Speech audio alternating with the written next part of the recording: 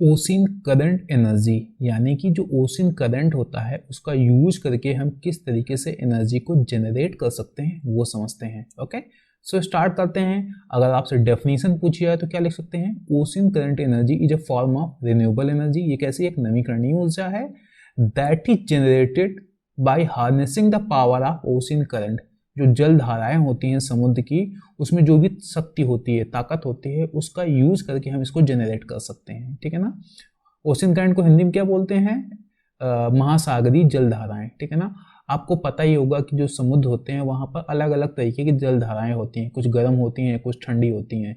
और जो पानी का जो मूवमेंट होता है ना समुद्र में, वो इन जलधाराओं की वजह से ही होता है। और ये जलधाराएं सिर्फ ऐसा नहीं कि समुद्र की ऊपरी सतह पर चल होती हैं, नहीं, गहराई में भी पानी फ्लो हो रहा होता है। ठीक है ना। मान लो यहाँ से पानी अगर सतह ऊपरी अगर लेवल की हम बात करें, यहाँ से पानी मान लो यहाँ पहुंच गया, तो फिर यहाँ पर वाटर लेवल काफी बढ़ जाएगा, तो इसकी गहराई में क्या होगा, पानी यहाँ से ऐसे भी पहुंच रहा होगा। ठीक है ना। तो यानी कि ओशियन करंट क्या होता है? ये महासागर में चलने वाली पानी की बड़ी बड़ी धाराएं हैं जो हजारों लाखों किलोमीटर तक चलती हैं। ठीक है ना। फ्लो होती ही रहती हैं कॉन्टिन्यूअसली, एक पैटर्न में फ्लो होती हैं ये हमेशा। जब इन धाराओं में जो भी पावर होती है उसका यूज करके जब हम अपने लिए एनर्जी जनरेट करते हैं, उसे ही बोलेंगे ओशियन करंट एनर्जी। समझते हैं पहले पहले ओशियन करंट समझ लो। अगर आपने ज्योग्राफी का बेसिक्स पढ़ा होगा तो आपने इस तरीके के डायग्राम पढ़े होंगे। ठीक है ना। ये उत्तरी धाराएं होती हैं, साउथ में भी चलती हैं। ठीक है ना। कुछ ठंडी होती हैं, कुछ गर्म होती हैं। जहाँ पर ठंडी होती हैं, ठीक है ना, आपने ओयासिवो, ठीक है ना, यहाँ से जो आती हैं क्यूरोसिवो जल धाराएं, कैलिफोर्निया करंट, ये आपने सुने होंगे। ये क्या होती हैं? साल भर एक पैटर्न में चलने वाली जल धाराएं होती हैं, यानी कि इस डायरेक्शन में लगातार पानी फ्लो हो रहा होता है। ठीक है ना। So ocean current are continuous movement of sea water that are driven by the variety of factors such as wind, temperature and salinity difference। ठीक है ना। तो क्या है? कॉन्टिन्यूअस मूवमेंट है किसका? सी वाटर, समुद्र के पानी का। रीजन क्या हो सकता है? हवाएं इसका रीजन हो सकती है, तापमान इसका रीजन हो सकता है, और सैलिनिटी डिफरेंस इसका रीजन हो सकता है। जैसे आपको पता है अगर पानी की लवणता ज्यादा है तो उसका डेंसिटी ज्यादा होगी, उसका घनत्व ज्यादा होगा।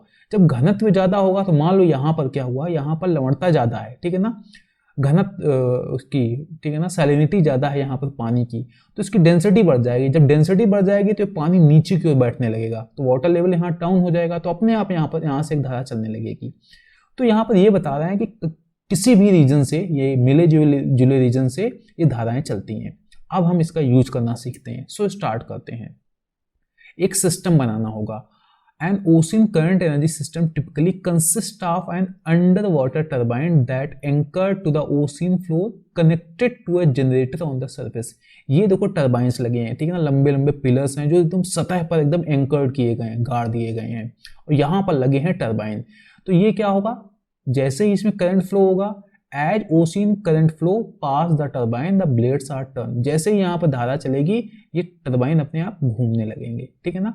और ये जो क्या बोलते हैं, ये जो सिस्टम है कहाँ कनेक्टेड है? जनरेटर से, जो कहाँ पर है? सरफेस से। टर्बाइन एक बार चल गया तो अब हम एनर्जी जनरेट कर सकते हैं। समझ में आ गया ना? ये टर्बाइन किस तरीके से लगे हैं? ये करंट जैसे जैसे फ्लो होगा ये अपने आप चलते रहेंगे, और करंट साल भर फ्लो होता है तो ये साल भर चलते ही रहेंगे। ठीक है ना। और एक बार टर्बाइन चल गई तो बस फिर क्या हुआ, यानी ब्लेड चल गई तो फिर क्या हुआ, एनर्जी हम जनरेट कर लेंगे। तो फिर क्या होगा?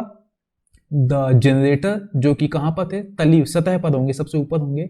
Generator converts this mechanical energy of the turbine into the electrical energy. ठीक है ना। एक बार चल गया तो ये क्या है? एक मैकेनिकल एनर्जी है। चूंकि अब चल रहा है तो इसको यहाँ पर सतह पर जो भी जनरेटर्स लगे होंगे इसको किस में कन्वर्ट करेंगे? इलेक्ट्रिकल एनर्जी में कन्वर्ट कर लेंगे।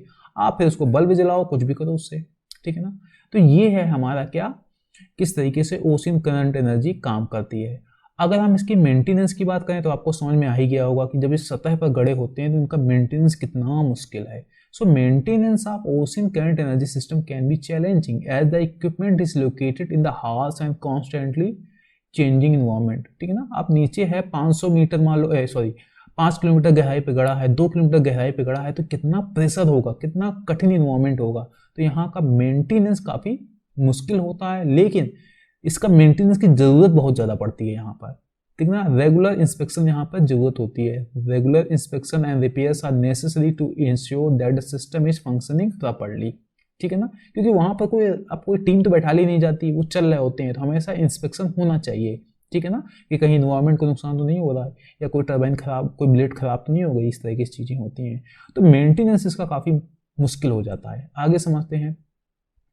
इफिशियंसी बिल्कुल होगी, क्योंकि ये जो ओशियन करंट होते हैं ना, महासागरीय जलधाराएं होती हैं ना, प्रिडिक्टेबल हैं और हमेशा चलती रहती हैं। आपको हमेशा पता है यहाँ पर गर्म जलधारा है जो लगातार फ्लो हो रही है, तो इफिशियंसी यहाँ पर काफ़ी अच्छी होती है। इन्वायरमेंटल इम्पैक्ट, तो अगर इसको कहा जाए रिन्यूएबल एनर्जी के हिसाब से तो काफ़ी बढ़िया है। ये नवीकरणीय ऊर्जा का स्रोत है, हमेशा जलधाराएं बहती रहेंगी, ना ही कोई ग्रीन हाउस गैसेज निकल रही हैं, ना ही कोई खास वेस्ट प्रोडक्ट निकल रहे हैं, ठीक है ना। जब वो कभी टरबाइन खराब होंगे तो उनका रीयूज कर लिया जाएगा।